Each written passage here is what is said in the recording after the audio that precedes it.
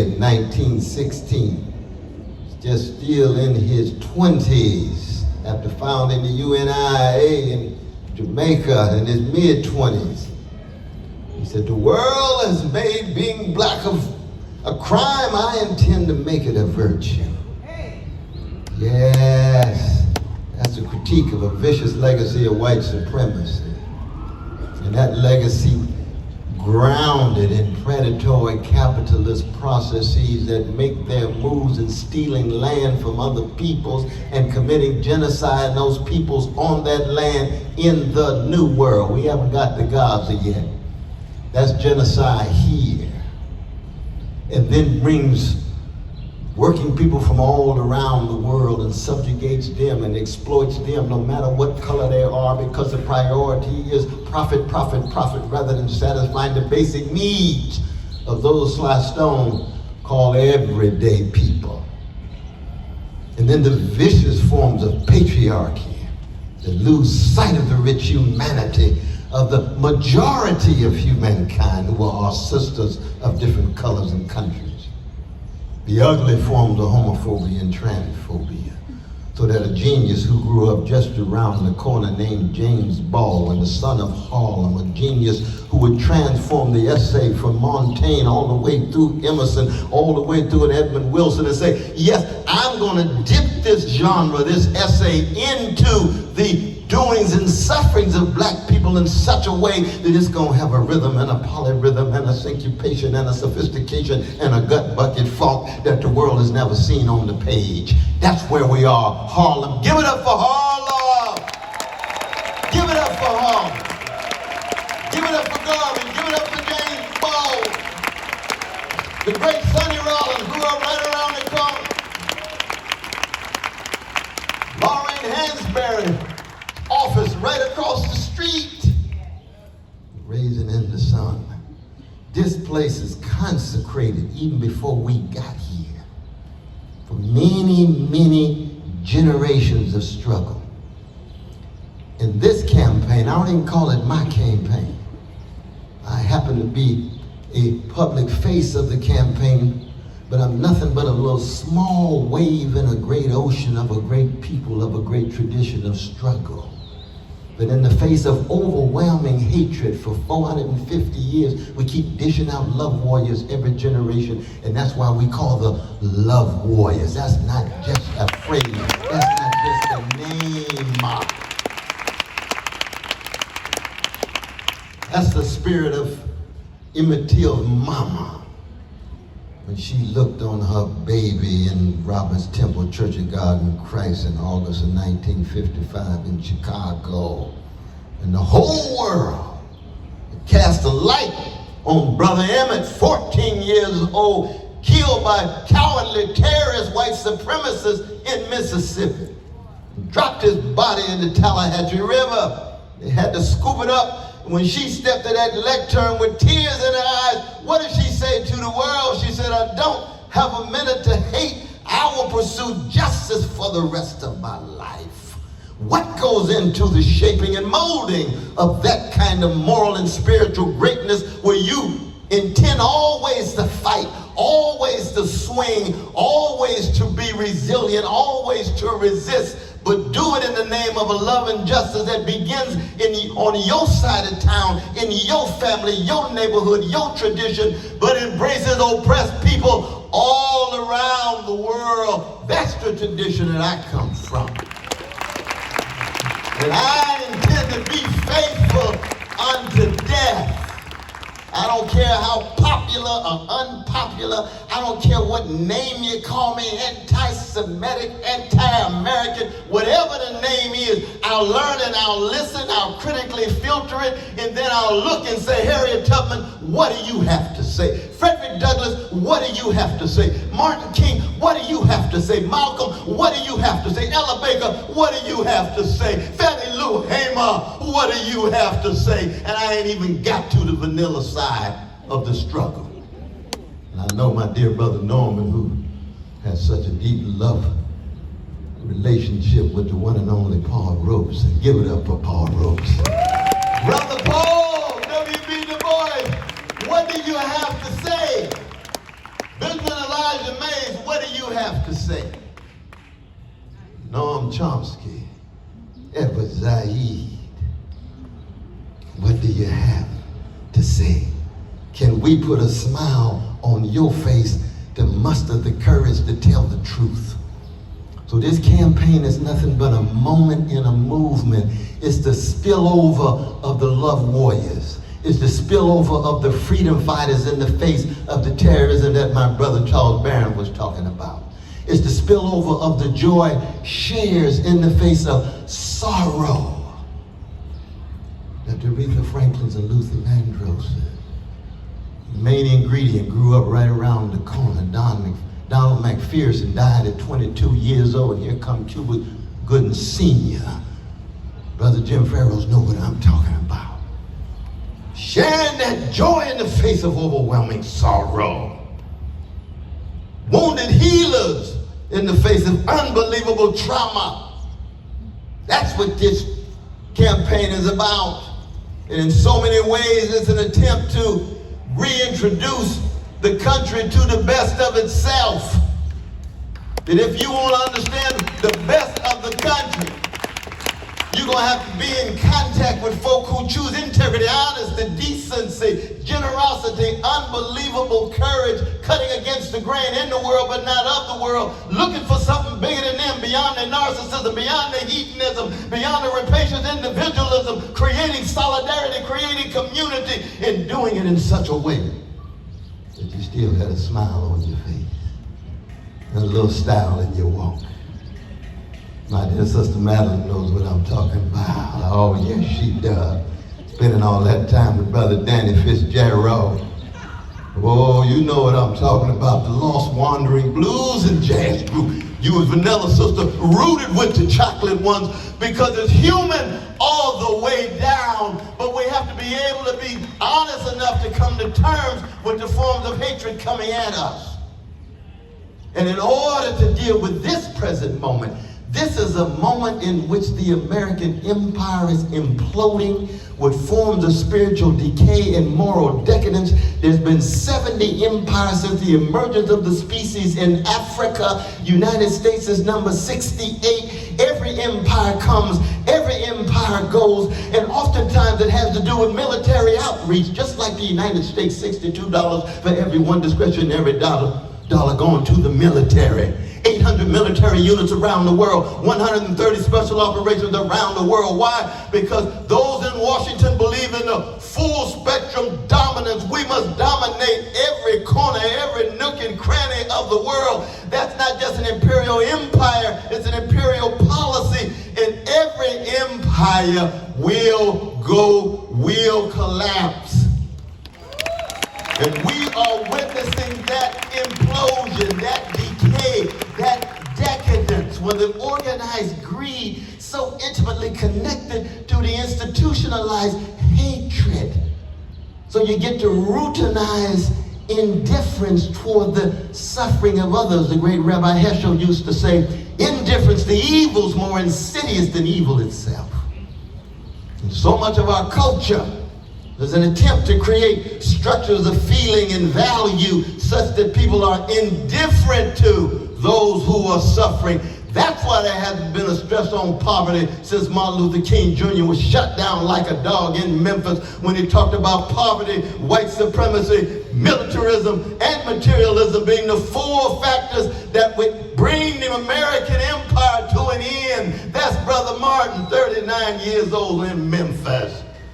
And here we are now, well, 50-some years later, dealing with the blowbacks. Malcolm X used to speak right around the corner here on 125th and 7th. He would say, chickens come home to roost.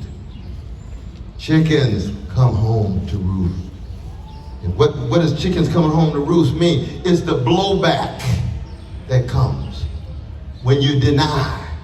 The American empire is distinctive and unique. Ooh, watch the dog, watch the dog, watch the dog there. You all right? You all right with the dog? They're all right. But America is unique among all empires because America views itself as innocent. Ottoman Empire, Roman Empire, No empire in the history of the world has viewed itself as innocent. James Baldwin used to say, innocence itself is a crime. Because the authorizers of devastation who view themselves as innocent never want to take responsibility. That's precisely why, in the midst of poverty, worker subordination, vicious forms of white supremacy, decrepit schools,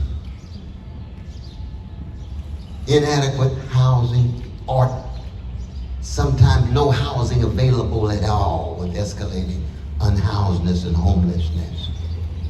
No serious focus on it.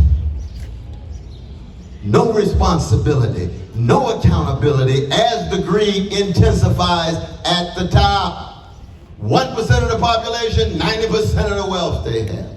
3 individuals in the country have wealth equivalent to 160 million fellow citizens. 50% of the country have wealth equivalent to 3 persons. Now, if that's not spiritually sick and morally decadent, I don't know what is. But where is the collective fight back? Where is the collective fight back?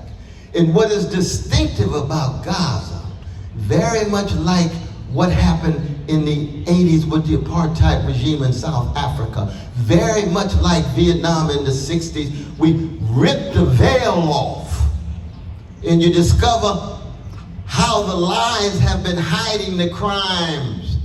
All the talk about liberty and democracy, we see criminality, bestiality, and barbarity. All the talk about international law and human rights, can't say a mumbling word about defending 15,000 children murdered in a matter of months. No other litmus test could be more clear than what we see. And that's why this moment is in so many ways unprecedented. They say we're so polarized, yes, we're gangsterized, yes. There are certain lies that are becoming so unbelievably difficult to deny.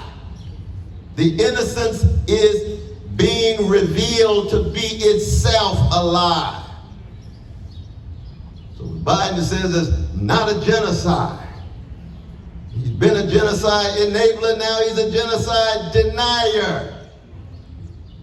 That makes him a war criminal. Because he himself is not just enabling, it would not take place if he were not providing that kind of military and financial support. Oh, that sounds so harsh. I'm not hating on the brother, I'm just telling the truth. It has much to do with us, because it's not just him. It's Harris, it's Kirby, it's Sullivan, it's Greenfield, it's Austin, it's the Democratic Party across the board, the Republican Party across the board. Where are the churches? Where are the synagogues? Where are the mosques? Well, the mosque has been much better than many other religious institutions indeed. But this level of not just conformity and complacency, but outright cowardliness in the face of not just war crimes and crimes against humanity, but the crime of genocide. If you can't meet that test, then it's clear that we don't have any moral fiber in our political class. That all of them, for the most part, too many of them for the most part, are so willing to be preoccupied with the next election and who's voting for X or Y than the precious people who themselves are being crushed every day before our very eyes. And Biden himself, what he said in Detroit the other day, he probably had a black person writing a speech for him, but he said, well, what would America have done if they were black folk who broke into the U.S. Capitol January 6th? And of course, black folk raised that question the same day we saw it. Would have been massive attack, massive assault. Because white supremacy is still operating. But then we come right back to Biden and say, what would you do if 40,000 white brothers and sisters were being murdered in the name of a genocide by Arabs or Muslims or Africans or black people? We know the tragic answer to that question. There would be such immediate solidarity with those white folk who are undergoing such genocidal assault. So there's a white supremacist dimension of what is going on in Gaza that we must be explicit about, because it goes hand in hand with the ways in which white supremacy is operating in the United States. The double standards, the overwhelming hypocrisy. And there's no accident that Biden talks about it not being a genocide, because those international courts could be on their way to his house. Just like it should have been on the way to Nixon's house. And a whole host of other presidents and political elites. And this is not a matter of moral purity. It's a matter of pointing out overwhelming hypocrisy if you actually have a deep concern about precious people, no matter who they are. In this case, precious Palestinian men, women, and children, disproportionately women and children who are being murdered daily. And if America can't meet that litmus test, you can rest be assured you can never depend on any politician in regard to any issue of justice, be it at home or any other part of the world. And that needs to be said over and over and over again, and it's going to be shocking. I go through airports. I was just in Scotland yesterday, as my brother mentioned, just made it back, went to the reparations conference in Washington, D.C., spoke last night and was there. My dear brother, how you doing? Good to see you, man. God bless you. Abyssinian Baptist Church represented right there. My dear brother Calvin Butts, who we love, passed. But he ran into him in the airport. They said, Brother West, I don't know why you just always so full of indignation. Why are you mad all the time? You got all of this rage inside of you. Won't you just settle back and I guess have a little cognac or something? What's the problem? And I said, no, you see, I was raised and reared a certain way. To tell the truth, the condition of truth is to allow suffering to speak. Pursues justice. Because justice is what love looks like in public and tenderness is what love feels like in private. You attempt to be a loving and a tender person. And I come from a rich tradition of a black people and a black tradition who have always connected toughness with tenderness. That's why Otis Redding can sing, try a little tenderness one minute and get funky the next. Because they go hand in hand if you are a love warrior. A love warrior.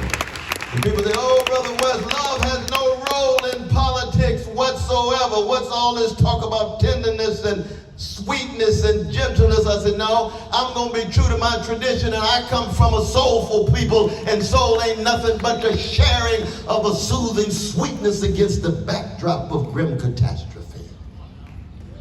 There's nothing wrong with sharing sweetness in a movement tough about truth and committed to justice. And so when the country has to make a choice between a bona fide gangster, we got our little precious one here with her stick, a bona fide gangster like Trump, and the choice between war criminal, genocide denier, genocide enabler, Biden, what are we gonna do? Well, I come from a people in 1837, Henry Highland Garnett brought together the first gathering of free black people. It's in Philadelphia. And he said, black people, let us never confuse our situation with that of the Israelites of Hebrew scripture. For black people, Pharaoh is on both sides of the bloody Red Sea. Brother Kevin, you know what I'm talking about, brother. How you gonna deal with Pharaoh on both sides of the bloody Red Sea? you're going to have to fight to make a way out of no way. People are going to tell you you have the chance of a snowball in hell. That's what they told Sojourner Truth. She said, do you know what my last name is? It's Truth. Truth crushed the earth will rise again. No lie can live forever. No matter what is said, no matter what kinds of attacks and assaults they put on you, we will find a way out of no way. Working people found a way out of no way given the greediness of capital and the greediness of bosses. They came together, they organized, they mobilized, there was solidarity. They had solidarity not just with each other, but around the world. So I'm running for president in order to be head of the empire, in order to dismantle the American empire. I'm an anti-imperialist candidate across the board.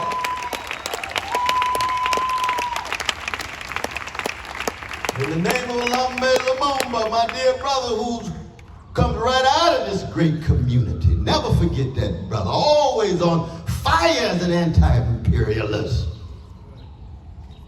Voices inside of oneself. And part of the afterlife of those voices has to do with the life that we live and the voices and the witnesses that we give the world.